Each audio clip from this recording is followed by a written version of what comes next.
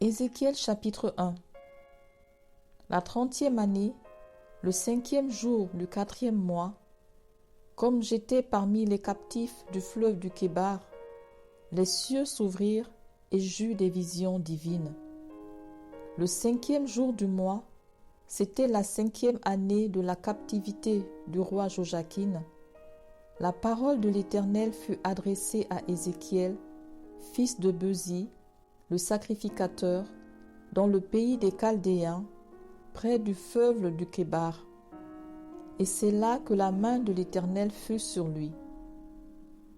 Je regardai, et voici, il vint du septentrion un vent impétueux, une grosse nuée et une gerbe de feu, qui répandait de tous côtés une lumière éclatante, au centre de laquelle brillait comme de l'airain poli, sortant du milieu du feu.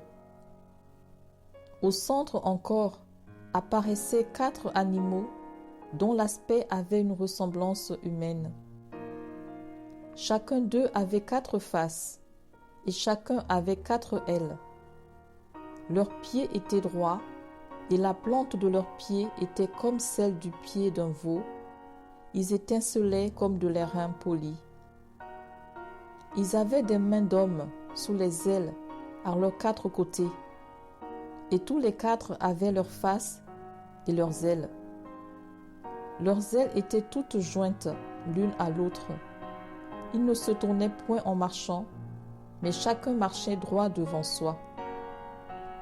Quant à la figure de leur face, ils avaient tous une face d'homme, tous 4 une face de lion à droite, tous 4 une face de bœuf à gauche, et tous 4 une face d'aigle.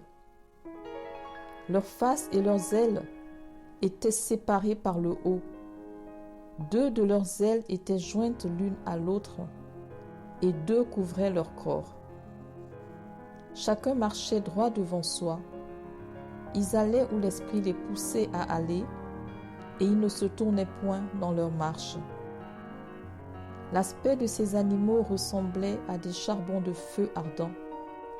C'était comme l'aspect des flambeaux, et ce feu circulait entre les animaux. Il jetait une lumière éclatante, et il en sortait des éclairs. Et les animaux couraient et revenaient comme la foudre. Je regardais ces animaux, et voici, il y avait une roue sur la terre, près des animaux, devant leurs 4 faces. À leur aspect et à leur structure, ces roues semblaient être un chrysolithe, et toutes les 4 avaient la même forme. Leur aspect et leur structure étaient tels que chaque roue paraissait être au milieu d'une autre roue. En cheminant, elles allaient de leurs 4 côtés, et elles ne se tournaient point dans leur marche.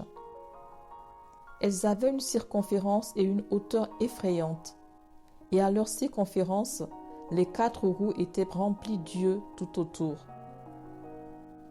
Quand les animaux marchaient, les roues cheminaient à côté d'eux, et quand les animaux s'éloignaient de terre, les roues s'élevaient aussi. Ils allaient où l'esprit les poussait à aller, et les roues s'élevaient avec eux, car l'esprit des animaux était dans les roues. Quand ils marchaient, elles marchaient. Quand ils s'arrêtaient, elles s'arrêtaient. Quand ils s'élevaient de terre, les roues s'élevaient avec eux, car l'esprit des animaux était dans les roues. Au-dessus des têtes des animaux, il y avait comme un ciel de cristal resplendissant qui s'étendait sur leurs têtes dans le haut. Sous le ciel, leurs ailes étaient droites l'une contre l'autre, et ils en avaient chacun 2 qui les couvraient, chacun 2 qui couvraient leur corps. J'entendis le bruit de leurs ailes quand ils marchaient, pareil au bruit de grosses eaux, ou à la voix du Tout-Puissant. C'était un bruit tumultueux, comme celui d'une armée. Quand ils s'arrêtaient, ils laissaient tomber leurs ailes. Et il se faisait un bruit qui partait du ciel, étendu sur leurs têtes, lorsqu'ils s'arrêtaient et laissaient tomber leurs ailes. Au-dessus du ciel qui était sur leurs têtes, il y avait quelque chose de semblable à une pierre de saphir en forme de trône. Et sur cette forme de trône apparaissait comme une figure d'homme placée dessus en haut. Je vis encore comme de l'airain poli, comme du feu, au-dedans duquel était cet homme, et qui rayonnait tout autour. Depuis la forme de ses reins jusqu'en haut, et depuis la forme de ses reins jusqu'en bas, je vis comme du feu, et comme une lumière éclatante dont il était environné. Tel l'aspect de l'arc qui est dans la nue en un jour de pluie, ainsi était l'aspect de cette lumière éclatante qui l'entourait. C'était une image de la gloire de l'Éternel.